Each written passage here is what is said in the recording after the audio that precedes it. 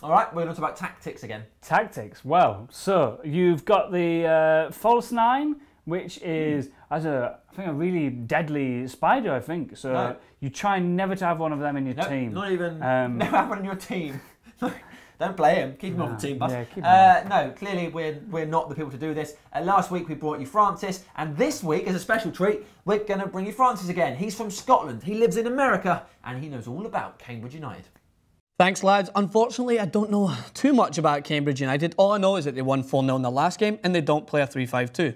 So let's talk quickly about Manchester United. We're going to talk about their formation change against QPR first before we go on to what they should do against Cambridge United. So we know what happened. Half-time, 0-0, change things over, 4-4-2. Fellaini comes on, and exactly what... I didn't plan this ahead. I mean, it just was kind of lucky what happened. But when you bring Fellaini on, is he'll drag defenders away because he's such a big man in the box, and it leaves room for Di Maria and Rooney to do what they do best and interchange. So if you remember the goal against QPR, the one that changed the game, what happens if Fellaini made a late run into the back post? They still had Blaine covering in a little bit there. And what happened was Di Maria picked up the ball in the midfield, and Wayne Rooney dropped all the way out. And Di Maria has it. Sorry, this is Wayne Rooney here.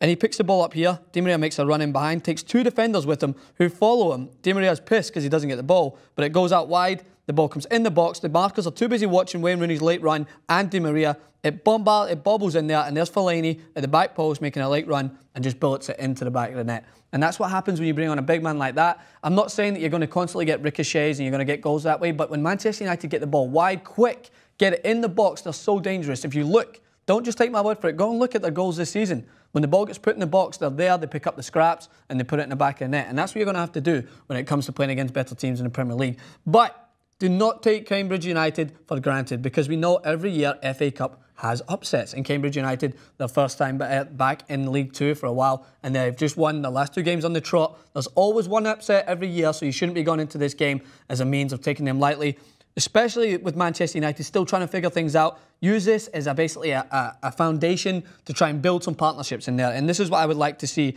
in this game. So what Manchester United should use this game as is not as much an experimental process, but use it as a way to build chemistry amongst some of your best players. Falcao should start. You need to get him in there, try and get him playing alongside Wayne Rooney. We've seen Falcao play up top with Robin van Persie, but what happens when you play both of them up there is they both are last-man strikers. They like to make the runs in the box. Van Persie, as he's getting on a bit, doesn't peel off as much as he should, but he gets in the box and makes these runs, scoring a lot more goals with his head, and that kind of takes up a lot of Falcao's space in there. We know what Van Persie provides, but let's see if we can try and get Falcao building in confidence. I'd play him up top with Wayne Rooney, allow Wayne Rooney to drop into this area where he picks up the ball so well and can spread passes as he did against QPR to get that goal. Allow for Di Maria to start maybe out on the left, get the early crosses in, but float in behind and interchange. And maybe if you've got Valencia or Juan Mata starting out right, whoever, just make sure to have them interchange with each other, make themselves hard to mark, and have that fluidity in the final third, because that's where Manchester United are dangerous. And of course, you can go with Daley Blind. I'd like to see him continue to do what he does best and maybe play in the centre midfield role. I know I told him to go to left back, but it looks like Van Gaal is going to stick with him in there and start Fellaini. Because Fellaini, for me, brings that different dimension. You want to get him back playing. You want to get a midfield partnership. Because right now, they're interchanging. You've got Carrick sometimes, you get Blaine, you've got Mata.